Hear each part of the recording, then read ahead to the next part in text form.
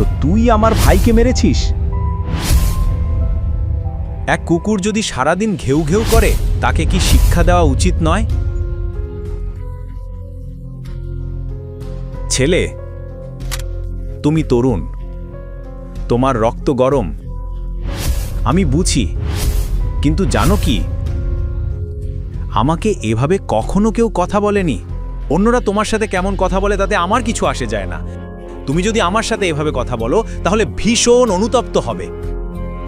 ছেলেটা, কসম, তোমার মধ্যে ভীষণ অহংকার আছে। তোমার মতো ছোট মানুষের সামনে আমি অহংকারী হতে পারবো না নাকি?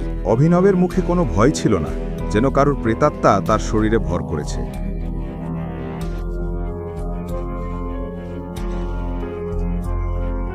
ইরফান ভাই স্থির দৃষ্টিতে অভিনবের দিকে তাকালো।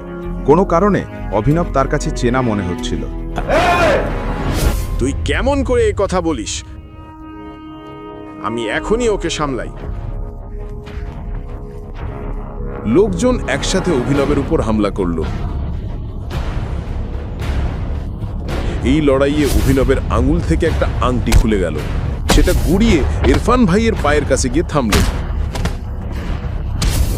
যখন ইরফান ভাই আংটিটা তুলল তখন মনে হলো যেন সে জ্বলন্ত কয়লার উপর পা দিয়েছে।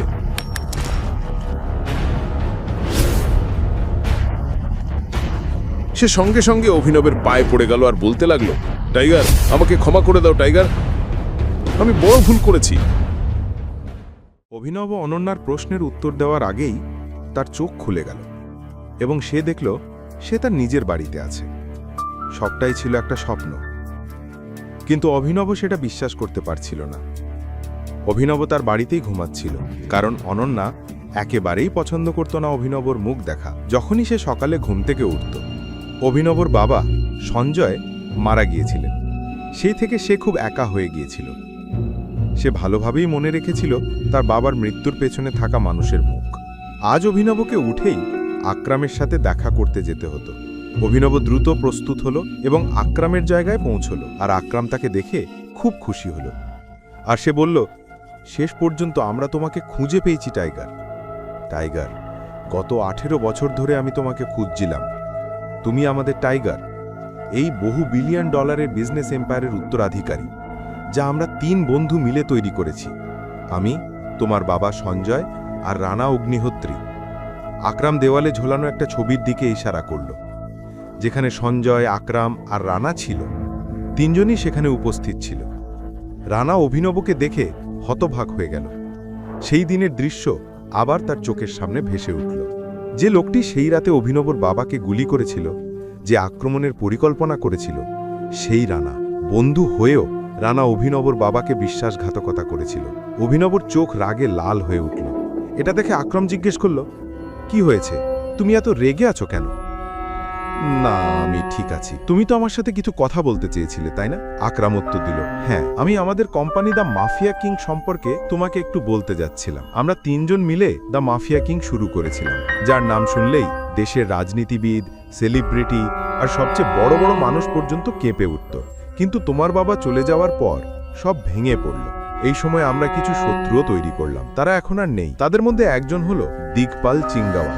সে বহু বছর ধরে তোমাকে খুঁজছে। সে তোমাকে হত্যা করতে চায় এবং আমাদের অস্তিত্ব মুছে দিতে চায়। বর্তমানে রানার ছেলে মান্টি দ্য মাফিয়া কিং এর সব কাজ সামলাচ্ছে। কিন্তু এখন থেকে কিছু কোম্পানির সিদ্ধান্ত তোমার হাতে থাকবে। তোমার দায়িত্ব তোমার বাবার কাজকে এগিয়ে নিয়ে যাওয়া, টাইগার। এটা শুনে অভিনব অবাক হয়ে গেল। আগের দিন পর্যন্ত তার পকেটে 100 টাকা পর্যন্ত ছিল না, আর আজ হঠাৎই সে হাজার হাজার কোটি টাকার কোম্পানির মালিক হয়ে গেল। এরপর অভিনব তার কাজে ফিরে গেল।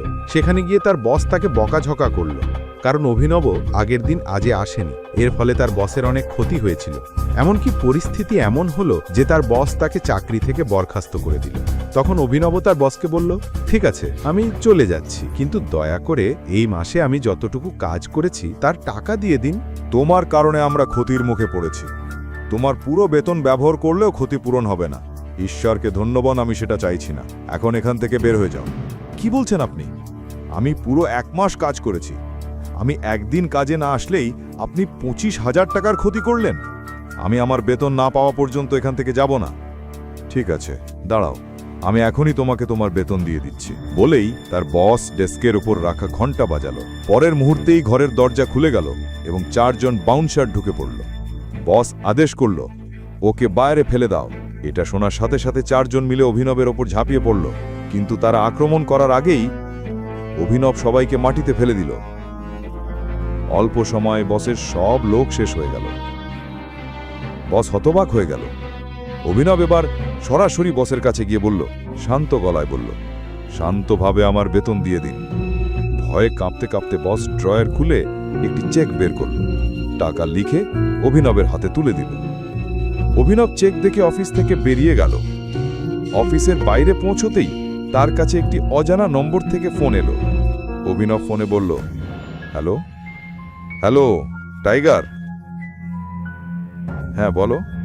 টাইগার, আমি তোমাকে কারো সাথে পরিচয় করাতে চাই। উনি আমাদের মাফিয়া বস। দুনিয়ায় তিনি খুব বড় নাম, আর উনি তোমার বাবার এবং আমার সবচেয়ে ঘনিষ্ঠ বন্ধু বলরাজ। আমি চাই বলরাজ জানুক যে টাইগার ফিরে এসেছে। তাই আজ সন্ধ্যায় হোটেল সেফায়ারে ডিনারে চলে এসো। আমি তোমাকে সব বলবো। আমি ঠিকানা পাঠিয়ে দিচ্ছি। আকরামের মুখ থেকে বলরাজের নাম শুনে অভিনব অবাক হয়ে গেল। বলরাজের নাম সে আগে শুনেছিল। এই শহরের প্রতিটি মানুষ বলরাজকে চিনত, আর তার নাম শুনলেই কেঁপে উঠত। অভিনব তাকে দেখা নিয়ে চিন্তিত হয়ে পড়ল। যে বলরাজকে সে ভয় পেত, সেই মানুষটাই এবার তার বস হতে চলেছে। এখনই পকেট এফএম অ্যাপ্লিকেশন ডাউনলোড করুন, লিংক বর্ণনায় দেওয়া আছে।